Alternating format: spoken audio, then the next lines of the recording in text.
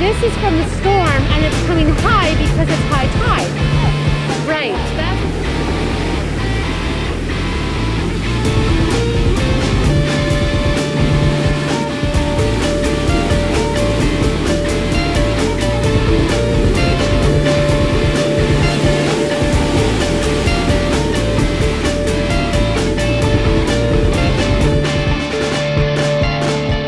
Hi there. Thank you for watching this video. Thank you for being here. I really appreciate it. But I just wanted to kind of bring the summer video making and production kind of to its end as I go into a new season. I kind of want to like wrap that up in an explicit way, I guess, before I move into telling the stories of fall here. So video production and the releasing of videos has slowed down over the last 4 weeks, and there's a few reasons for that. So those reasons are, first of all, Damien's mom, my mother-in-law, came for a 1-month visit. She was here from like August 20th till like September 20th. Yeah, basically a month in that time frame. And I wasn't comfortable filming video when she was in our space here. When other people are in a shared living space, making videos for me is problematic, and I'm not sure how to do it or if I even will do it. I don't know how to make videos about my life when other people are in my space and are really intimately involved in my life for that particular time. Part of the reason that I'm making videos now at this stage of my life and really want to explore this medium of storytelling, life storytelling, memoir stuff, and content production and content creation is because my living space is my own. As an empty nester, I don't have to be concerned about other people in the space, specifically children, who I would not want to have in videos or who would not want to be in videos. We've actually done a whole video series with our children when we hiked the Appalachian Trail, and there will be a link to that series down below, but also I'll put it on here. Do somewhere in one of these corners, like that fancy little, you can add a little link. So I'm gonna add a link. We've done the whole having our kids on video, and that was when they were quite a bit younger. That is not the life stage I am in anymore, and I'm not videoing my family's happenings. I am talking about my life, and other people are in it, obviously. But I don't want to put other people in the videos when they're not comfortable doing that, nor do I want to put myself in a position where I feel uncomfortable making videos around other people. So during the time that my mother-in-law was here, there was someone in our space. And so for the reasons I've just explained, I didn't want to be making videos during that time. The other reason that production has slowed down and filming and the releasing, it's like a big production. There's like, you got to film the stuff, then you've got to edit the stuff. You've got to figure out, for me, if there's like a story I'm telling, because I don't go in with a story in mind. So anyways, and then there's like the releasing, so that whole cycle. The other reason that all slowed down is because I traveled to Montreal for a week. It was actually at the end of my mother-in-law's visit. She was here with my husband, and then I was gone for a week. I was there to help one of our kids who had a scheduled surgery, and I was there for the actual procedure and then the immediate post-operative caregiving. For me, this was obviously not a time to be creating video content. This was a very, like, I would say intimate family time. And I also just didn't even have the time or energy. I didn't have my camera with me. I didn't want to have the worry of lugging it around and what have you. That was a week in September. It was a really great time with my kids, even though, you know, there was a seriousness behind the reason for me being there. It was a really wonderful time in Montreal and visiting my kids and being with them and being mom to my kids. It was great. but it was not a time for filming. I'm recording this near the end of September here, and in this last month, I haven't filmed hardly anything because of these happenings. And then also because I was gone for a week and out of my normal routine and spending a lot of time with my kids and stuff, I also haven't had time for editing or production either. So now it's the end of September, and it might be the beginning of October by the time this gets released. But I feel a little off kilter with the video production and figuring out how I do this in this season, like this calendar season, in this fall season of my life. I understood how it worked in the summer when I had more time, but now I'm back in school, and I'm curious, and also like, yeah, I'm curious to see how it's all going to come together. As I have shared in previous videos from this summer, and certainly in my writing, I have communicated that living in Nova Scotia feels magical to me. It's like a type of enchantment. Like the summer was just enchanting in so many regards. I love it here, and I took a lot of video footage this summer to tell more of the stories of this place and my newness to this place, and to share the beauty of this place, right? But now that it's fall, I'm not going to be making like summer videos from that footage. Like I really want to move forward with the season. And I think it's kind of what's expected with video production that's kind of vlogging based, which is I think what mine is. I'm not sure. It's like expected that, you know, you're kind of tracking with what's happening in, you know, the natural world or the seasons, you know, yeah. So I'm not going to be like producing videos now like from the summer footage. It has to just stay there. It's the video footage that I took this summer that didn't make it into production. It's going to kind of stay hidden, I guess. It's not like there's an obligation I have to share and make something with everything that I filmed.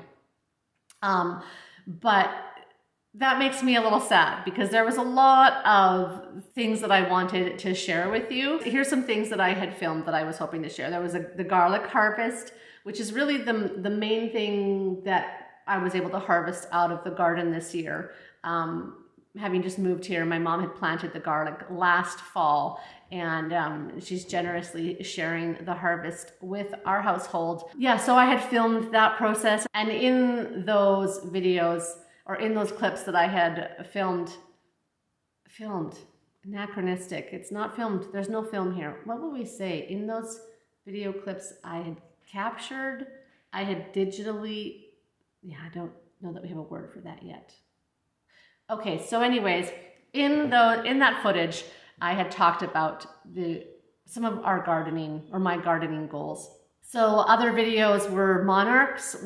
It was great to see the monarch butterflies come, and we had monarch larvae, so the caterpillars. We have a milkweed patch for the monarchs, and they laid eggs, and there were caterpillars, and we as in my mom and I, we tracked their development through their caterpillar stages to their chrysalis stage and to their emerging. It was amazing and beautiful. And I had filmed all of that.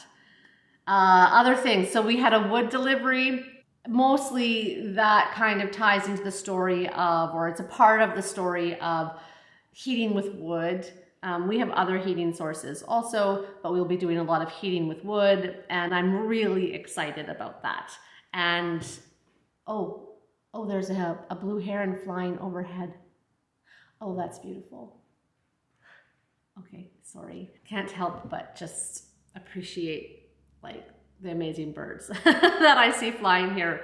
Okay, so we had a wood delivery, and what was so much fun about that is like I got to know the man who delivers the wood. He already has a relationship with my parents.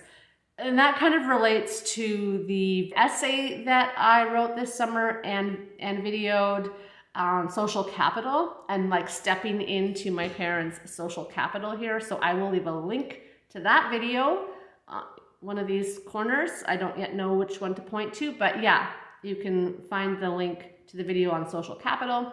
Okay, so anyways, he thought it was just hilarious that I was taking video of this wood delivery and the wood falling out of the back of the truck. I wasn't sure how I would use the footage or if I would use it, but I, you know, told him I was doing this and I wouldn't show him and I wouldn't show his license plate and all this stuff.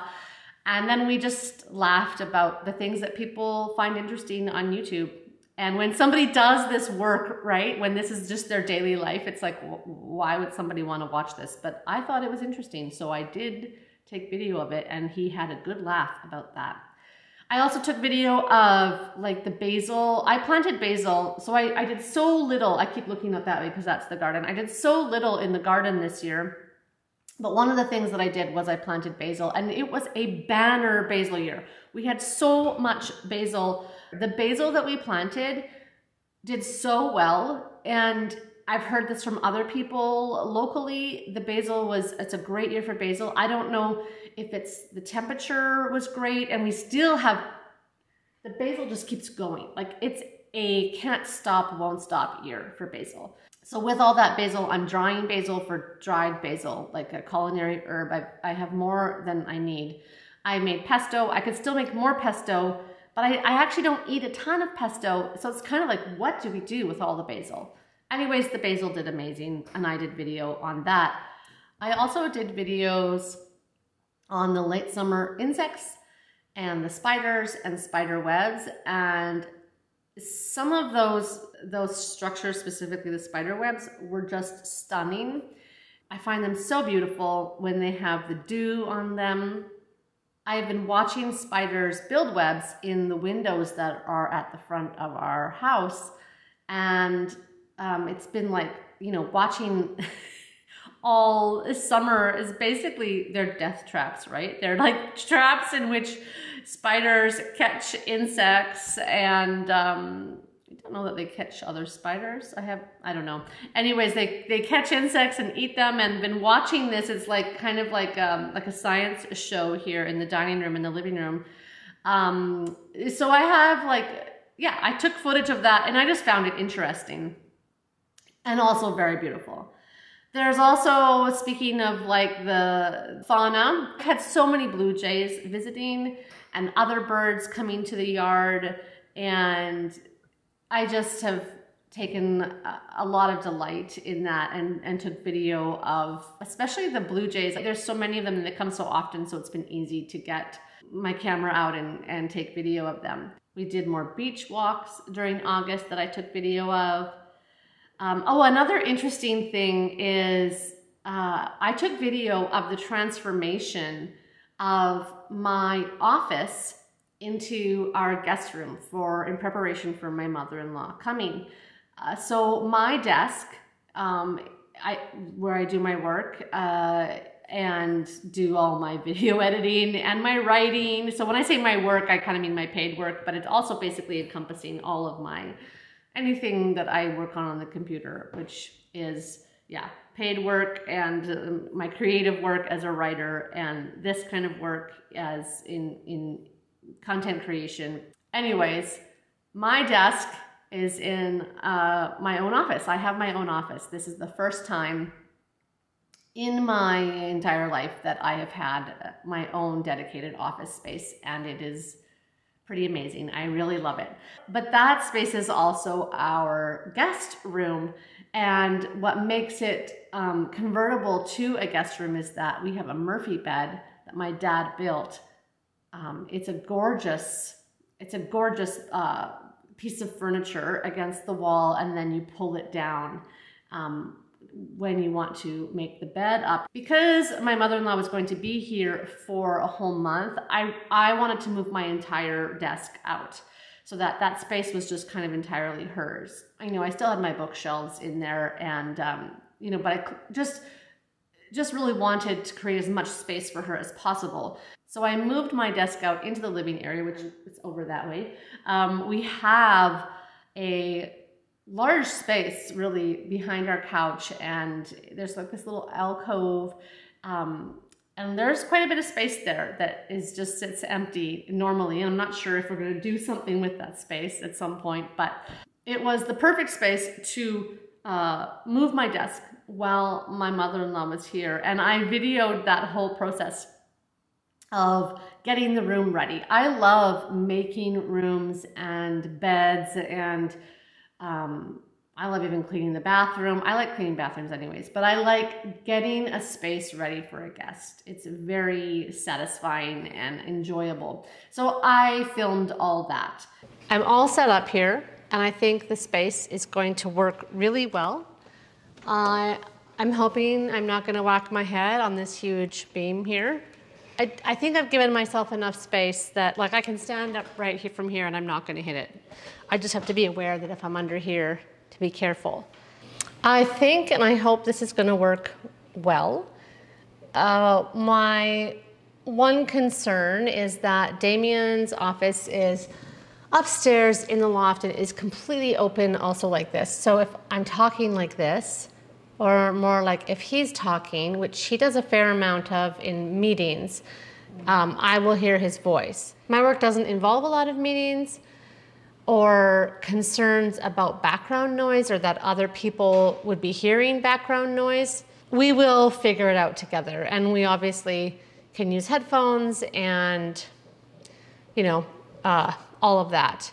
This is somewhat how I envisioned it being, and I think it's going to work great. Lastly, maybe there's some other things I missed. I also took video of the night sky here, and I don't have a lot of experience with night sky photography, and I probably don't have the best lens for that, but I experimented with it and experimented a lot with my going into complete manual mode and, you know, using the tripod and all that.